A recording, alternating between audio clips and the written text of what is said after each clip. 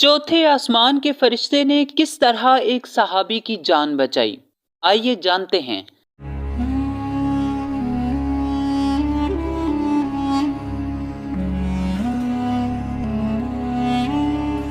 بسم اللہ الرحمن الرحیم۔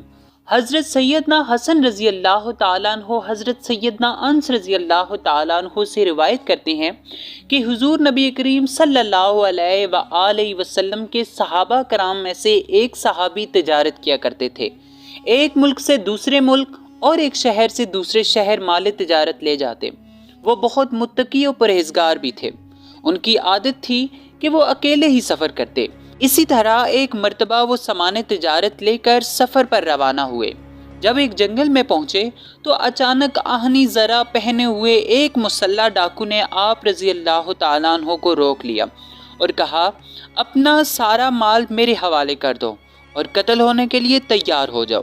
یہ سن کر صحابی رضی اللہ تعالیٰ عنہ فرمانے لگے، تمہارا مقصود مال ہے، میرا سارا مال لے لو اور مجھے جانے دو۔ مجھے قتل کرنے سے تمہیں کیا فائدہ ہوگا؟ یہ لو، میں اپنا تمام مال تمہارے حوالے کرتا ہوں۔ یہ سن کر ڈاکو نے کہا، میں تمہارا مال تو لوں گا ہی، مگر تمہیں قتل بھی ضرور کروں گا۔ اتنا کہنے کے بعد جب وہ حملہ کرنے کے لیے آگے بڑھا تو اس صحابی رضی اللہ تعالیٰ عنہ نے کہا، جب تم میرے قتل کا ارادہ کر ہی چکے ہو تو مجھے تھوڑی مہلت دو تاکہ میں اپنے رب کی بارگاہ میں سجدہ کر لوں اور اس سے دعا کر لوں۔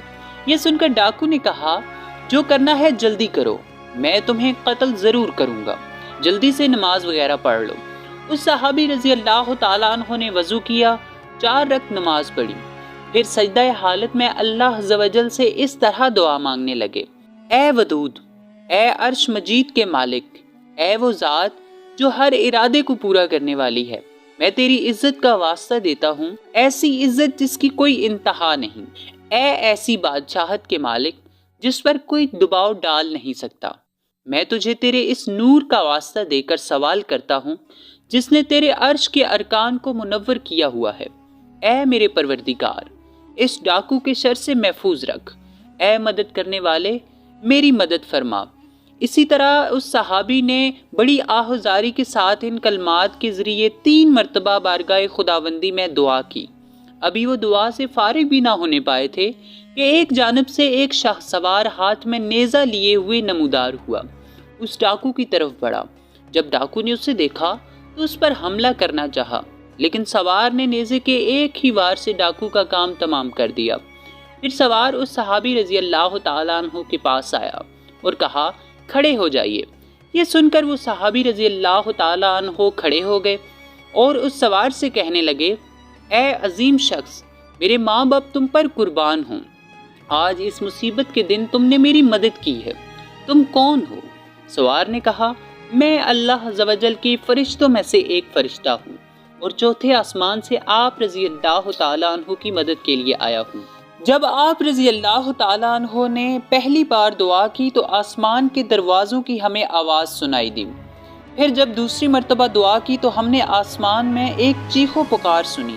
پھر جب آپ رضی اللہ تعالیٰ عنہ نے تیسری مرتبہ یہی دعا کی تو ہمیں یہ آواز سنائی دی، یہ ایک پریشان حال کی دعا ہے، لہٰذا میں نے اللہ عز و جل کی بارگاہ میں عرض کی، یا رب العالمین، مجھے اس مظلوم کی مدد کرنے اور اس ڈاکو کو قتل کرنے کی اجازت دے۔ چنانچہ اللہ عز و جل کے حکم سے آپ رضی اللہ تعالیٰ عنہ کی مدد کرنے کے لیے میں آیا ہوں۔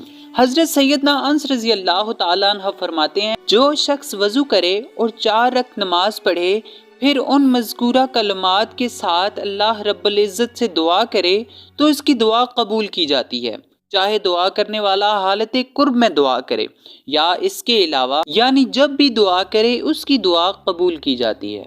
جیسا کہ آپ نے سنا ناظرین، کس طرح آسمان کے چوتھے فرشتے نے ایک صحابی کی مدد کی۔ یقیناً جب انسان صدق دل سے کوئی دعا کرتا ہے تو اللہ تعالیٰ اس کی دعا کو ضرور قبول کرتے ہیں۔